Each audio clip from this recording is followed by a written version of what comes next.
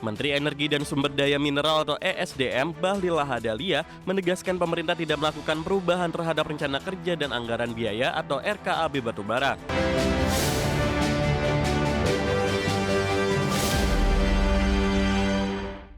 Kementerian SDM menegaskan pemerintah tidak melakukan perubahan terhadap rencana kerja dan anggaran biaya atau RKAB Batubara. Menteri Energi dan Sumber Daya Mineral Bahlil Lahadalia mengungkapkan relaksasi tersebut bertujuan memastikan ketersediaan pasokan batubara untuk kebutuhan dalam negeri sekaligus menyesuaikan produksi dengan kondisi pasar global. Menteri Energi dan Sumber Daya Mineral atau ESDM Bahlil Lahadalia menegaskan pemerintah tidak melakukan perubahan terhadap rencana kerja dan anggaran biaya atau RKAB Batubara. Namun pemerintah tetap memutuskan untuk menaikkan harga patokan mineral nikel sebagai bagian dari kebijakan mendorong penerimaan di sektor pertambangan. Bahlil menyebut bahwa RKAB Batubara tetap berjalan sesuai rencana dengan penerapan relaksasi yang terukur untuk menjaga keseimbangan produksi. Menurutnya, relaksasi tersebut bertujuan memastikan ketersediaan pasokan batubara untuk kebutuhan dalam negeri sekaligus menyesuaikan produksi dengan kondisi pasar global. Pemerintah juga akan memperhatikan pergerakan harga komoditas, di mana produksi dapat ditingkatkan saat harga tinggi dan disesuaikan ketika harga menurun. Untuk diketahui pada tahun 2026, Kementerian ESDM telah menyetujui RKAB batubara sebesar 390 juta ton. Bagus terus, kita akan memproduksi juga lebih banyak.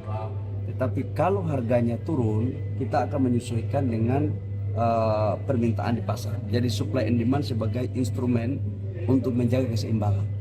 Sekali lagi saya katakan bahwa untuk RKAB Batubara belum ada kebijakan baru dari Menteri SDM. Tadi juga kami sudah dapatkan, yang ada hanyalah relaksasi yang terkait. Tujuannya apa? Kita harus memprioritaskan kepentingan domestik kita. Kita ingin PLN kita semua harus ada, pupuk, kemudian industri-industri dalam negeri harus semua terpenuhi. Selain batubara, pemerintah juga akan menjaga keseimbangan pasokan dan permintaan pada komoditas nikel guna menjaga stabilitas harga. Dalam kebijakan tersebut, pemerintah resmi memutuskan untuk menaikkan HPM nikel sebagai acuan harga dengan tujuan mencegah penurunan harga serta memastikan kebutuhan industri dalam negeri tetap terpenuhi. Jakarta, Raharjo Patmo untuk IDS Channel.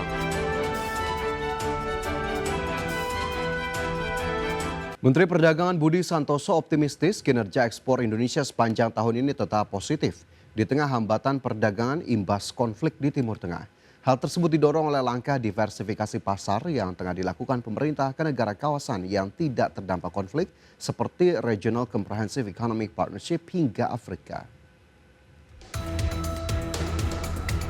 Menteri Perdagangan Budi Santoso optimis kinerja ekspor Indonesia sepanjang tahun ini tetap positif di tengah hambatan perdagangan imbas konflik antara Iran, Amerika Serikat, dan Israel yang masih berlangsung hingga saat ini. Busan mengatakan hal tersebut didorong oleh langkah diversifikasi pasar yang tengah dilakukan pemerintah ke negara kawasan yang tidak terdampak konflik seperti Regional Comprehensive Economic Partnership atau RCEP hingga Afrika. Hal lain yang turut menggerek kinerja ekspor dalam negeri adalah harga komoditas seperti minyak kelapa sawit atau crude palm oil dan batu bara yang saat ini tengah melonjak tinggi ketimbang tahun sebelumnya. Kenaikan tersebut akan turut mendongkrak nilai ekspor lebih tinggi. Nah sekarang harga komoditas keduanya tahun ini kan mulai naik. Artinya kalau naik berarti ya nilai ekspor kita ya pasti meningkat. Ya pasti meningkat ya, nanti mungkin kita konversi dengan biayanya. Tapi kalau negara-negara yang ekspor CPO kan tidak banyak juga ke Timur Tengah. Nah yang kedua, kita apa yang harus kita lakukan? Ya, yang pertama tadi salah satu optimisme kita bahwa ekspor tetap akan tumbuh, salah satu komoditas harganya akan naik. Yang kedua, salah satu solusinya adalah yang pertama itu diversifikasi pasar ekspor. Meski demikian, Mendak tetap menggarisbawahi dan mengkhawatirkan pertumbuhan ekspor akan melandai apabila eskalasi konflik bertahan cukup lama. Mendak berharap peran tersebut diharapkan dapat mereda dan memiliki solusi perdamaian yang positif. Seperti diketahui, sepanjang tahun lalu ekspor dalam negeri ke kawasan Timur Tengah tercatat mencapai sekitar 9,87 miliar dolar Amerika Serikat atau mengambil porsi 3,49% dari total ekspor. Negara terbesar adalah Uni Emirat Arab yang mengambil porsi sekitar 40%. Sementara itu Arab Saudi mengambil porsi sekitar 29%. Lalu ekspor ke Iran hanya sebesar 2,5% atau setara sekitar 250 juta dolar Amerika Serikat. Dari Jakarta, Riki Anwar di Tim Liputan IDX Channel. Pemirsa, emiten pengelola jaringan rumah sakit Hermina PT Medikaloka Hermina Tbk melaporkan penurunan laba bersih sebesar 19,9% di sepanjang tahun buku 2025. Meski pendapatan perusahaan masih tumbuh positif, membengkaknya beban pokok pendapatan menjadi pemicu utama tertekannya profitabilitas perseroan.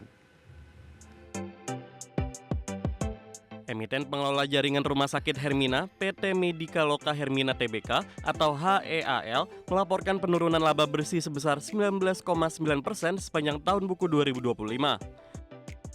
Berdasarkan laporan keuangan per 29 Maret 2026, HEAL membukukan laba bersih senilai 429,55 miliar rupiah, turun dari capaian tahun 2024 yang sebesar 535,94 miliar rupiah.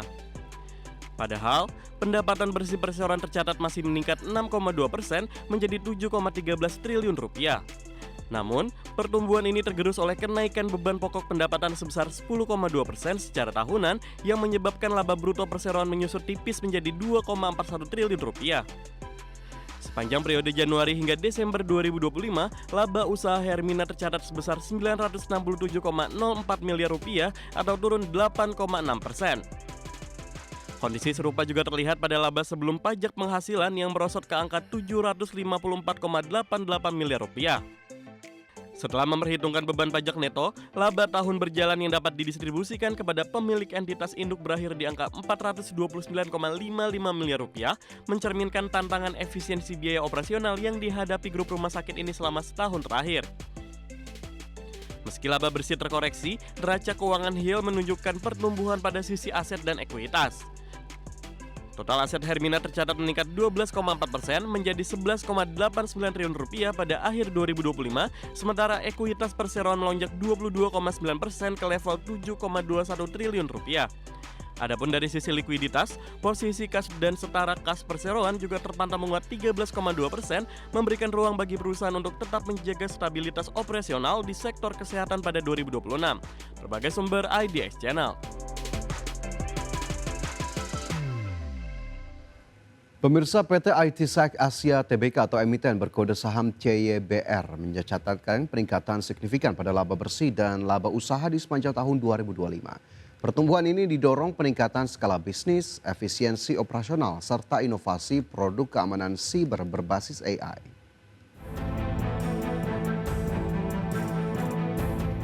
PT Itsek Asia Tbk atau emiten dengan kode saham CYBR mencatat laba bersih konsolidasi sebesar 64,4 miliar rupiah pada 2025.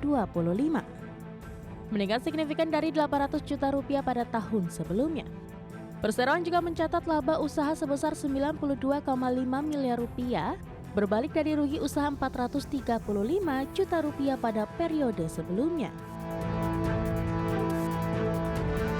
Persero meluncurkan aplikasi keamanan cyber konsumen berbasis AI Intelebron Aman yang melalui kemitraan OEM dengan Infinix telah melampaui 100.000 unduhan dalam 1 bulan pertama. Selain itu, Intelibron Orion terus memperkuat layanan bagi segmen UKM melalui threat intelligence berbasis AI dan respon insiden secara real-time. Sepanjang 2025, belanja modal perseroan tercatat 27 miliar rupiah digunakan untuk pengembangan infrastruktur, teknologi, dan ekspansi operasional.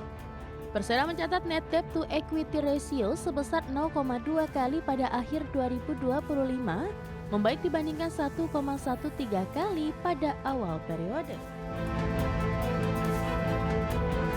Itsek Asia turut menginisiasi gerakan keamanan cyber nasional bersama Adiksi dan BSSN untuk mendukung ketahanan digital dan perlindungan infrastruktur krisis nasional. Layanan profesional dan manajer security service menjadi kontributor utama, serta operasi di Singapura memberikan kontribusi terhadap kinerja perseroan. Tim Liputan IDX Channel. PT Buma International Group Tbk mencatatkan penurunan pendapatan dan rugi bersih di sepanjang tahun 2025.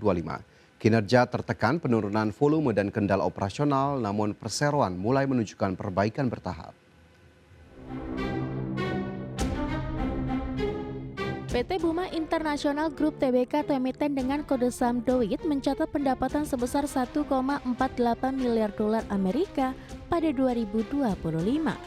Turun 16% dibandingkan periode sebelumnya akibat penurunan volume produksi.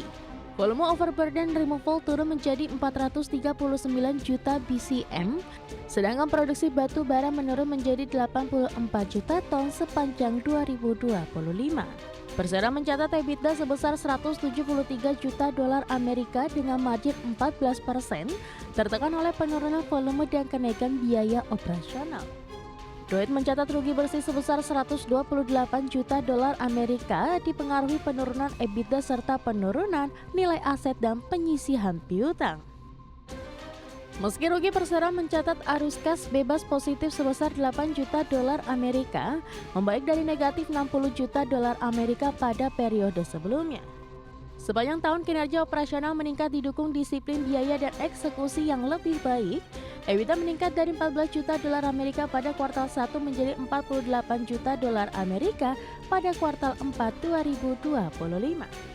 Persero melakukan sejumlah inisiatif pendanaan termasuk fasilitas sindikasi 1 miliar dolar Amerika serta penerbitan sukuk dan obligasi untuk memperkuat struktur permodalan.